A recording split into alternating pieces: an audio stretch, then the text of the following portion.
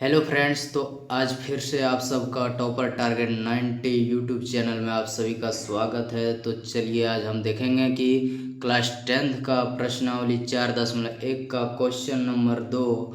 देखिए क्वेश्चन क्या कह रहा है कि निम्न स्थितियों को द्विघात समीकरण के रूप में निरूपित कीजिए। यानी कि ये जो क्वेश्चन है इसको द्विघात समीकरण के रूप में हल करने बोला है। तो चलिए क्वेश्चन देखते हैं। क्वेश्चन क्या कह रहा है। क्वेश्चन कह रहा है कि एक आयताकार भूखंड का क्षेत्रफल 528 मीटर स्क्वायर है। एक आयताकार भूखंड का क्षेत्रफल 528 मीटर स्क्वायर है। क्षेत्र की लंबाई मीटरों में, क्षेत्र की लंबाई जो है वो मीटरों में है। चौड़ाई के दो गुने से एक अधिक है। चौड़ाई के दो गुने से एक अधिक है, यानी चौड़ाई जितना है उसके दो गुने से प्लस एक अधिक है। हमें भूखंड की लंबाई और चौड़ाई ज्ञात करनी है। तो चलिए हम लोग हल करते हैं इसको और ज्ञात करते हैं। सबसे पहले एक क्या बोला कि आयताकार, यानी कि एक आयताकार का एक जो है भूखंड है। ये हमारा आयताकार का एक भूखंड है। ये चौड़ाई है, ये लंबाई है। तो चलिए हम यहाँ सबसे पहले लिखेंगे कि हल माना माना भूखंड की चौड़ाई, माना भूखंड की चौड़ाई बराबर x मीटर। हमें पता नहीं है तो इसलिए हम क्या मान लेंगे कि भूखंड की चौड़ाई जो है वो x मीटर है। उसके तो लंबाई कितना हो जाएगा, यहाँ लिखेंगे कि तो लंबाई क्या बोला था कि लंबाई मीटरों में चौड़ाई के दोगुने से अधिक है। यानी चौड़ाई हम x माने तो इसका दो गुना कितना हो जाएगा, 2x। कितना अधिक बोला है कि एक अधिक है तो प्लस एक कर देंगे। ये हमारा हो गया, ये मान लिया हम लंबाई और चौड़ाई। अब देखेंगे कि प्रश्न से, अब यहाँ लिखेंगे प्रश्न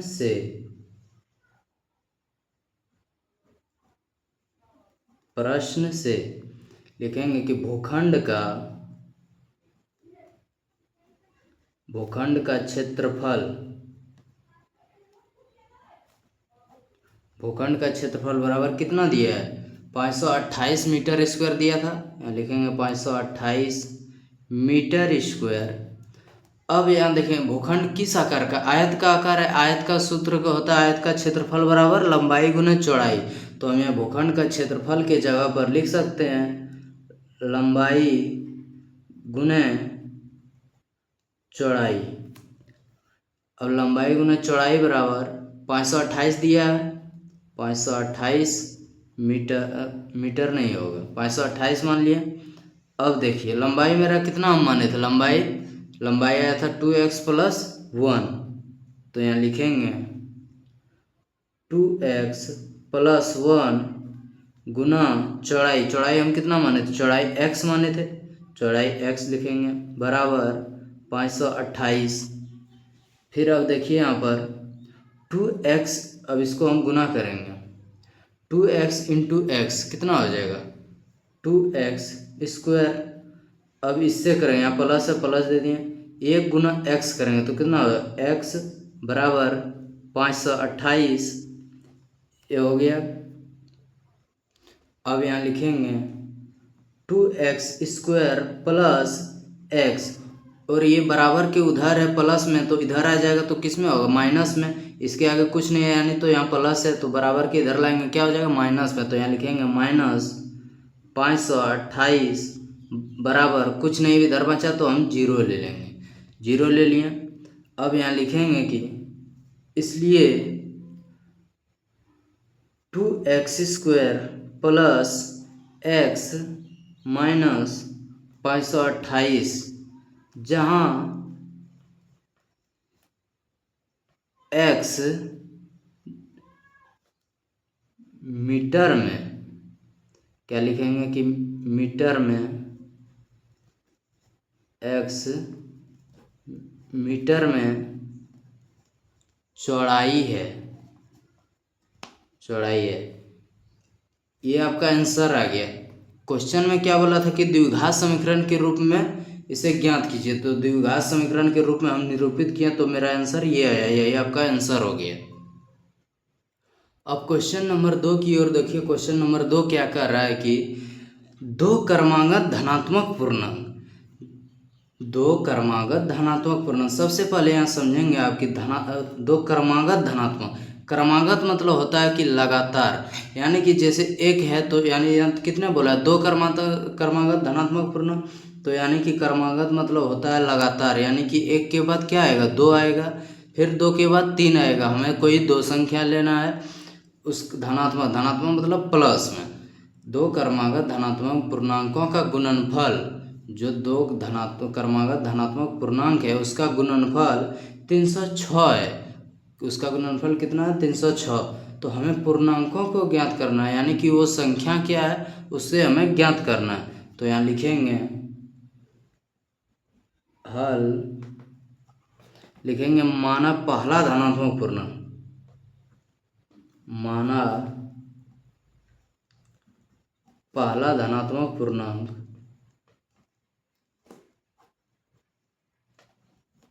माना पहला धनात्मक पूर्णांक x, ये हम पहला धनात्मक पूर्णांक मान लिए।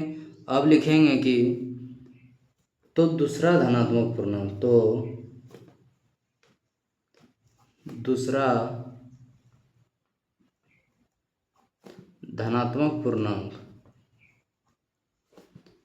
दूसरा धनात्मक पूर्णांक हमारा क्या हो जाएगा। यहाँ बोला था क्वेश्चन में कि दो क्रमागत धनात्मक पूर्णांक, दो क्रमागत यानी कि इससे एक ज़्यादा, तो हम इसको ऐसे लिख सकते हैं x+1, ये हमारा दूसरा धनात्मक पूर्णांक हो गया। अब यहाँ लिखेंगे कि प्रश्न से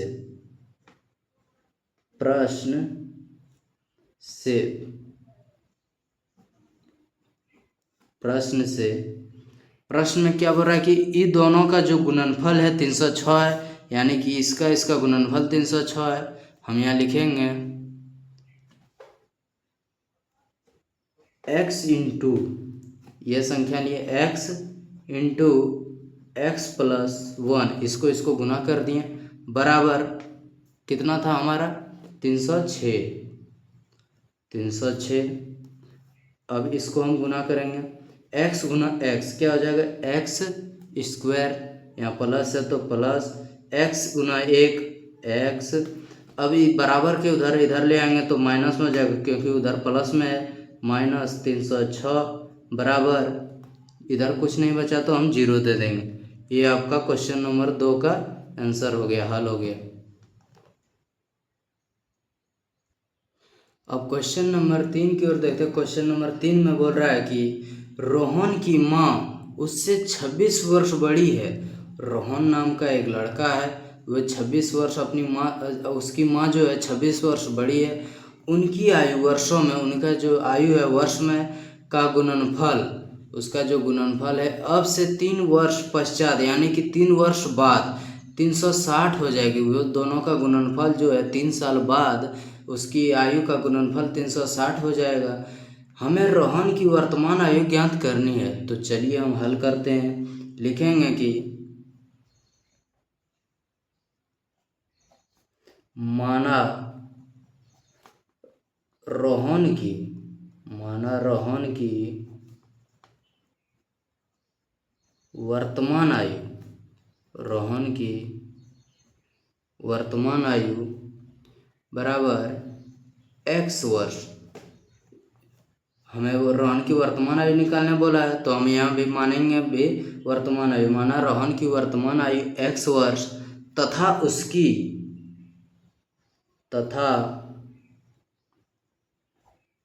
उसकी माँ की वर्तमान आयु, उसकी माँ की वर्तमान आयु कितना हो जाएगा, 26 वर्ष बड़ी है, तो x में 26 वर्ष जोड़ देंगे, x+26 वर्ष। अब यहाँ लिखेंगे कि 3 वर्ष पश्चात, यानी कि 3 वर्ष बाद निकालने बोला है, वर्तमान आयु निकालने बोला है, लेकिन यहाँ क्वेश्चन हमें 3 वर्ष में दिया था। तो यहाँ लिखेंगे कि 3 वर्ष पश्चात, 3 वर्ष पश्चात रोहन की आयु, रोहन की आयु, तो क्या हो जाएगा, हम x में +3 जोड़ देंगे 3 वर्ष बाद, x + 3 वर्ष, फिर यहाँ लिखेंगे 3 वर्ष पश्चात, 3 वर्ष पश्चात उसकी माँ की आयु, उसकी माँ की आयु, उसमें भी 3 जोड़ देंगे, x + 26 है तो यहाँ लिखेंगे x + 26 + 3 वर्ष, उसकी माँ की आयु होगी। अब लिखेंगे प्रश्न से,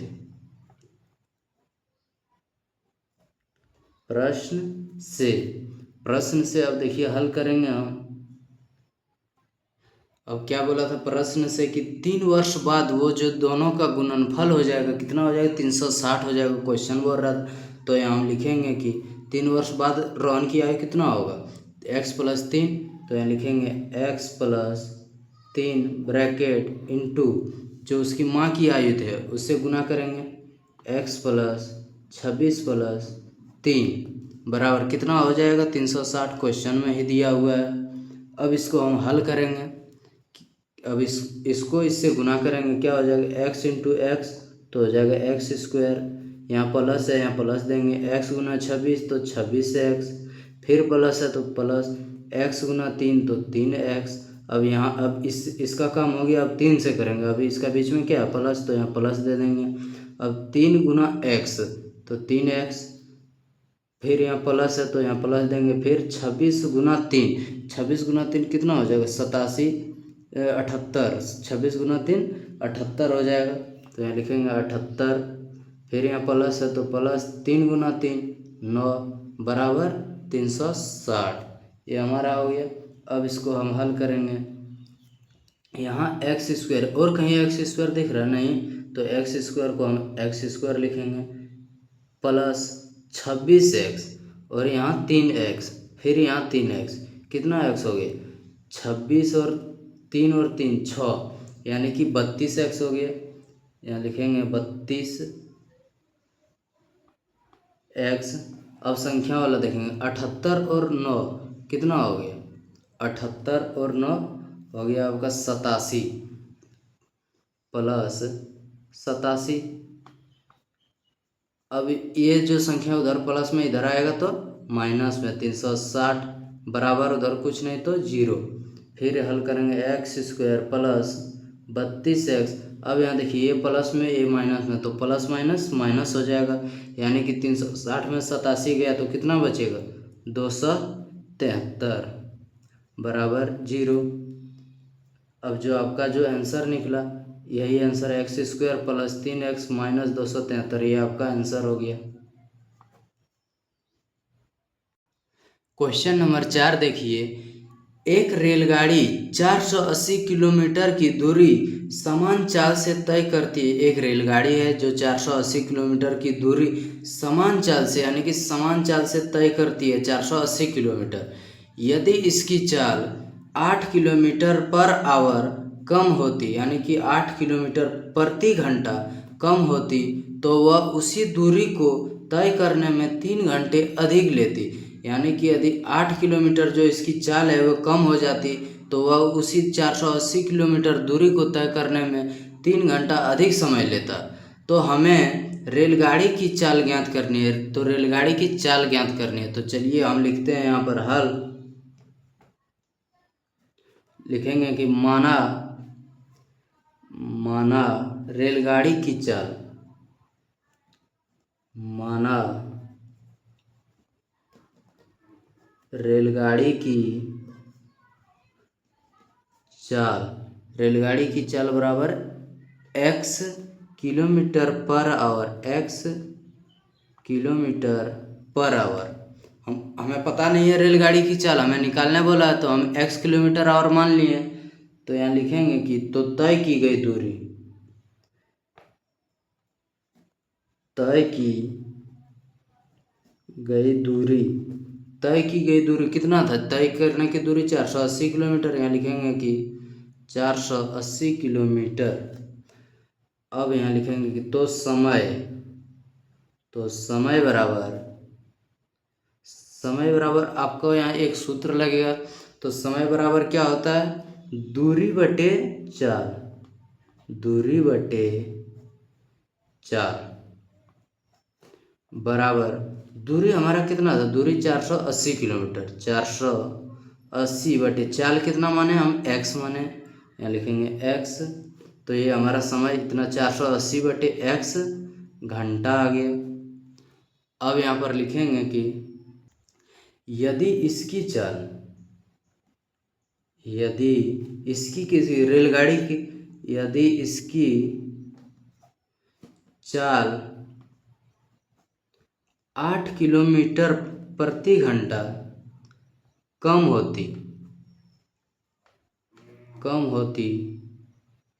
है तो रेलगाड़ी की चाल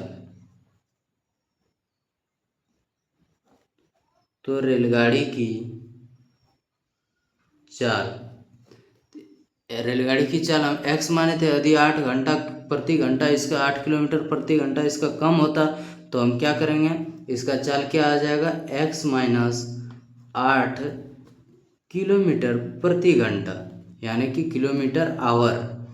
तो यहाँ दूरी तो उतना ही तय करेगा जितना था। तो यहाँ लिखेंगे कि दूरी बराबर 480 किलोमीटर। तो फिर हम यहाँ समय निकालेंगे। समय हो जाएगा आपका दूरी बटे चार। दूरी तो हमारा उतना ही था 480 किलोमीटर, चाल बदलाया x माइनस 8 घंटा। ये हमारा दूसरा समय निकल गया जो 8 किलोमीटर प्रति आवर कम चलता। अब यहाँ लिखेंगे कि प्रश्न से लिखें। तो पहला हमारा जो समय निकला था वो कितना निकला था, 480 बटे x, यहाँ बराबर देंगे। और दूसरा मेरा निकला था 480 बटे x माइनस 8, ये हमारा दूसरा निकला था। जो समय निकला, समय ज़्यादा कौन ले रहा था, ये, क्योंकि 8 घंटा स्लो चल रहा था। तो ये दोनों को बराबर करने के लिए कितना समय ले रहा था, 3 घंटा अधिक ले रहा था। ये दोनों को बराबर करेंगे तो इसमें हम क्या जोड़ेंगे, 3 घंटा जोड़ देंगे, +3, यहाँ नीचे कुछ नहीं तो 1। अब इसको हम हल करेंगे। x और 1 का एलसीएम कितना होगा, x और 1 का एलसीएम हो जाएगा आपका x। अब इसको x से x बार एक बार में, तो 1 से गुना करेंगे तो 480 ही होगा, प्लस इसको x से गुना करेंगे x बार में, तो इसको गुना करेंगे, इसको भाग देंगे x बार में x बार, तो इसको x से गुना करेंगे तो क्या हो जाए 3x बराबर 480 बटे x माइनस 8। अब इसको हम हल करेंगे, कोना कोनी गुना करेंगे। ये जो है इससे इसको और इससे गुना करेंगे, इसको इससे गुना करेंगे। तो चलिए गुना करते हैं। 480 गुना x हमारा क्या हो जाएगा, 480 x। फिर यहाँ पर देखिए क्या है, 480 प्लस 3x गुना x, तो हो जाएगा 3x स्क्वायर। अब यहाँ पर माइनस है तो माइनस देंगे। 480 गुना 8 कितना हो जाएगा, 3840। अब यहाँ प्लस और यहाँ माइनस, तो प्लस माइनस माइनस, फिर 3x गुना 8 करेंगे तो कितना हो जाएगा 24x बराबर 480 बटे नहीं, इसमें तो 480 x हो जाएगा, x बटे नहीं होगा, 480 गुना x करेंगे तो x होगा 480 x। अब इसको हम हल करेंगे, यहाँ क्या हो जाएगा आपका 480 x plus 3x square minus 3840 minus 24x। अब इधर बराबर के उधर प्लस में, तो इधर लाएंगे तो माइनस में माइनस 480x बराबर के उधर कुछ नहीं बचा तो हम 0 ले लेंगे। अब देखिए यहाँ पर 480x प्लस में, 480x माइनस में, तो प्लस माइनस ख़त्म, ये ख़त्म हो गया। अब यहाँ मेरा क्या बचा, 3x स्क्वायर माइनस 24x द्विघात समीकरण के रूप में लिखना है। तो द्विघात समीकरण का मानक रूप होता है ax square plus bx plus c, तो इसलिए हम 3x स्क्वायर के बाद इसको लिखें। फिर यहाँ पर लिखेंगे माइनस 3840 बराबर 0। अब देखिए इसको हमें और हल करना है। इसमें देखिए आपको, इसमें 3 नज़र आ रहा है, इसमें भी 3 नज़र आ रहा है। बोलेंगे कैसे, तो 3 गुना 8 करेंगे तो 24 होगा। तो यहाँ पर 3 हम कॉमन ले सकते हैं, इसमें भी 3 है, इसमें भी 3 है। तो सबसे पहले हम कॉमन ले लेंगे 3 को, 3 बाहर निकाल दिए तो यहाँ क्या बचा, एक्स स्क्वायर। फिर इसमें से 3 बाहर निकाल दिए तो 8x, फिर इसमें से 3 निकाल दिए तो कितना बचा, 1280। सब में से 3 बाहर निकल गया बराबर 0। अब देखिए यहाँ पर ये जो 3 है इधर गुना में है तो बराबर के उधर जाएगा तो भागा में चले जाएगा। तो यहाँ लिखेंगे कि x square minus 8x minus 1280 बराबर 0 बटे 3, इधर गुना में तो यहाँ बराबर के उधर आएगा तो भागा में, तो बटे 3। अब यहाँ पर देखिए यहाँ लिखेंगे कि इसलिए x square minus 8x minus 1280 बराबर 0 को 3 से भाग देंगे तो 0 ही होगा। तो यहाँ 0 लिख दें। ये आपका हो गया आंसर, इतना निकल के आ गया है। अब यहाँ लिख देंगे कि जहाँ x किलोमीटर प्रति घंटा यानी कि x किलोमीटर प्रति आवर, h का मतलब होता है आवर, में ट्रेन की चाल है।